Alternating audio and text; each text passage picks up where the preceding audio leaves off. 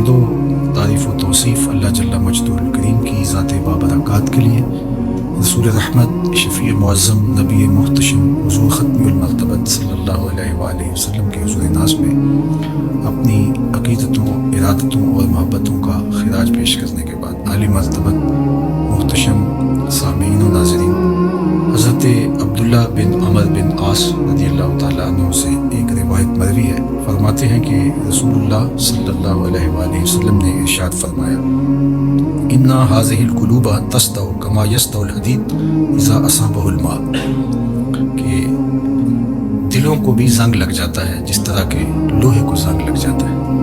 لوہے کو جب پانی لگ جائے تو وہ زنگ آلود ہو جاتا ہے۔ اسی طرح گناہوں کے سبب، غفلتوں کی وجہ سے دل بھی زنگ آلود ہو جاتے ہیں۔ اللہ تعالیٰ ہمارے دلوں کو زنگ آلود ہونے سے محفوظ فرمائے۔ لیکن یہ ایک حقیقت ہے، ہماری مسلسل غفلت اور اعمال بد اور گناہوں کے سبب سے دل زنگ آلود ہو جاتے ہیں۔ قیل یا رسول اللہ صلی اللہ علیہ وسلم وما جلاؤها، عرض کی حضور اس کا علاج کیا ہے؟ ان دلوں کو روشنی کیسے ملے گی؟ زنگ کیسے اترے گا؟ دل اجلے کیسے ہوں گے؟ تو اللہ کے محبوب علیہ السلام نے ارشاد فرمایا، قالا کثرت و ذکر الموت و تلاوت القرآن، کثرت کے ساتھ موت کو یاد کرنا اور قرآن مجید کی تلاوت کرنا، یہ دو ایسے عمل ہیں کہ جو دلوں کا زنگ اتار دیتے ہیں۔ کثرت ذکر موت دنیا کی محبت کم کرتی ہے، اور جب انسان اپنی موت کو یاد رکھتا ہے تو موت کی یادداشت دنیا کی لذتوں سے محفوظ رکھتی ہے، بلکہ فرمایا کہ لذتوں کو توڑنے والی کو یاد کرو۔ عرض کی یا رسول اللہ صلی اللہ علیہ وسلم لذتوں کو توڑنے والی کیا چیز ہے؟ تو فرمایا موت۔ تو موت خواہشات کو کم کرتی ہے، آرزوؤں کو محدود کرتی ہے۔ تو یہ ہمیں ہر وقت مستحضر رہنا چاہیے کہ ہم یہاں ہمیشہ کے لیے نہیں آئے، ہم نے کچھ عرصہ گزارنے کے بعد یہاں سے ایک اور دنیا کی طرف کوچ کر جانا ہے۔ یہ جب ہمارے تصور میں رہے گا اور ہم اس سے غافل نہیں ہوں گے تو پھر کبھی بھی ہم اللہ کی نافرمانی کی طرف نہیں آئیں گے، بلکہ اچھے اعمال کی طرف ہی ہماری رغبت ہوگی۔ دوسری چیز جو دل کو ستھرا کرتی ہے، دل کا زنگ اتارتی ہے اور اللہ کی معرفت کا رنگ دیتی ہے، وہ ہے تلاوت کلام مجید۔ تلاوت کلام مجید اللہ جل شانہ کا ایک ایسا انعام ہے اس امت کو جو دیا گیا، جو ہم راتوں کی تنہائیوں میں اور دن کی اجالوں میں کرتے ہیں۔ ہماری نمازوں کے اندر قرآن مجید کی تلاوت کو رکھا گیا، ہمیں قرآن مجید کی تلاوت کی ترغیب دی گئی۔ تو یہ اللہ کا کلام ہے، اور اللہ کے کلام کی جو تاثیرات ہیں وہ دلوں کو نور بخشتی ہے۔ تو جب دل قرأت قرآن سے، تلاوت کلام مجید سے، قرآن مجید میں غور و فکر اور تدبر کرنے سے دلوں کو معرفت الہیہ نصیب ہوتی ہے اور دلوں کو نور ملتا ہے، دل اجلے ہو جاتے ہیں اور پاکیزہ ہو جاتے ہیں۔ تو یہ دو چیزیں اس حدیث پاک میں بیان فرمائی گئی جو دلوں کا زنگ اتارتی ہیں، ایک کثرت کے ساتھ موت کو یاد کرنا اور دوسرا قرآن مجید کی تلاوت کرنا۔ اور ایک اور حدیث پاک میں جو اللہ کے محبوب علیہ السلام کا فرمان عالی شان ہے، بیان فرمایا گیا، اِنَّ لِكُلِّ شَيْءٍ ثَقَالَةً، ہر شے کا زنگ کسی نہ کسی شے سے اترتا ہے، وَإِنَّ ثَقَالَةَ الْقُلُوبِ ذِكْرُ اللَّهِ، اور دلوں کا زنگ اللہ کے ذکر سے اترتا ہے۔ ذکر الہی کرنے سے دل نور پاتے ہیں اور زنگ اترنا شروع ہو جاتا ہے۔ اور آقا کریم نے یہ بھی ارشاد فرمایا، وَمَا مِن شَيْءٍ أَنْجَىٰ مِنْ عَذَابِ اللَّهِ مِنْ ذِكْرِ اللَّهِ، اللہ کے عذاب سے نجات دینے والی ذکر الہی سے بڑی کوئی چیز نہیں ہے۔ سب سے زیادہ اللہ کے عذاب سے جو نجات دیتا ہے وہ اللہ کا ذکر ہے۔ تو کثرت ذکر دلوں کا زنگ اتارتا ہے اور اللہ کی معرفت کا نور نصیب ہوتا ہے۔ حضرت یحییٰ بن معاذ رضی اللہ تعالیٰ عنہ فرماتے ہیں کہ دل زنگ آلود ہو جائیں، بیمار پڑ جائیں اور غفلت کے مرض میں مبتلا ہو جائیں تو 5 اشیاء ایسی ہیں جو دلوں کو شفا دیتی ہیں، دلوں کا علاج ہے، اور دلوں کو جلا بخشتی ہے۔ تو فرمایا سب سے پہلے تو قراءۃ القرآن بالتفکر، تفکر کے ساتھ قرآن مجید کی تلاوت کرنا، جو کہ حدیث پاک میں بھی آپ نے سماعت کیا۔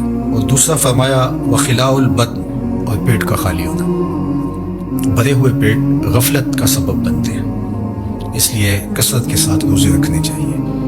روزہ اللہ جل شانہ کی قربت کا ذریعہ ہے اور تقوی کا نور دیتا ہے، اور باطن کی جلا کا سبب اور ذریعہ ہے۔ تیسری بات فرمائی وقیام اللیل، راتوں کو قیام کرنا، جب دنیا سو جائے مصلی بچھا لے اور اللہ کے حضور آہوزاری کریں اور اللہ کے حضور سجدہ ریزیاں کریں، قیام اور رکوع سے اپنے روٹے ہوئے رب کو منائیں۔ اس سے دلوں کے زنگ اترنا شروع ہو جائیں گے اور دل اللہ کی معرفت کا رنگ پکڑنا شروع کر دیں گے۔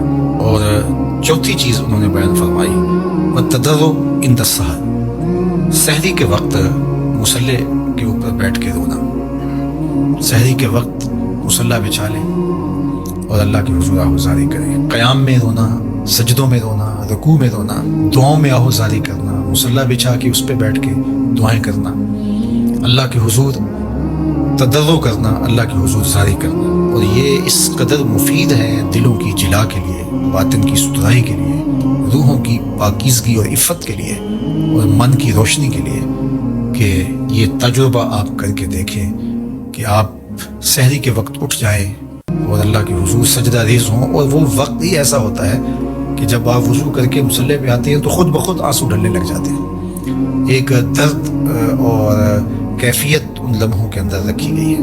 اور پانچویں چیز جو ارشاد فرمائی گئی ومجالسۃ الصالحین، نیک لوگوں کی صحبت۔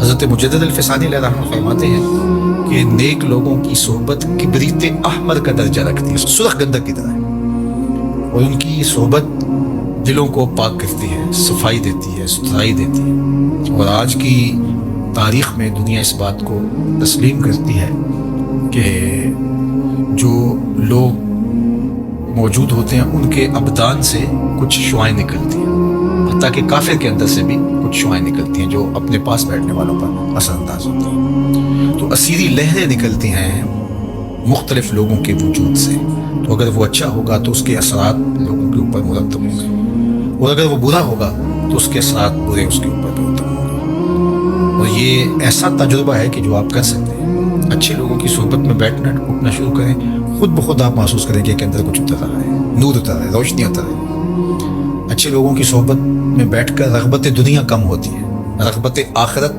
بڑھ جاتی ہے، انسان اپنا محاسبہ کرنے لگ جاتا ہے، نیکی کی طرف اس کے قدم اٹھنے لگ جاتے ہیں، برائی سے رکنا شروع کر دیتا ہے۔ اور برے لوگوں کی صحبت میں بیٹھنا شروع ہوں گے تو آپ کی نمازیں چھوٹنے لگ جائیں گی، آپ کی نظر میں ناپاکیزگی آنے لگ جائے گی، آپ کی سوچوں میں آوارگی آنے لگ جائے گی، طلب دنیا بڑھنا شروع ہو جائے گی، تکبر، رونت، غرور، یہ سب کچھ اترنا شروع ہو جائے گا برے لوگوں کی صحبت سے۔ اس لیے برے لوگوں کی صحبت سے ایسے بھاگا جائے جیسے کسی موذی جانور سے بھاگا جاتا ہے۔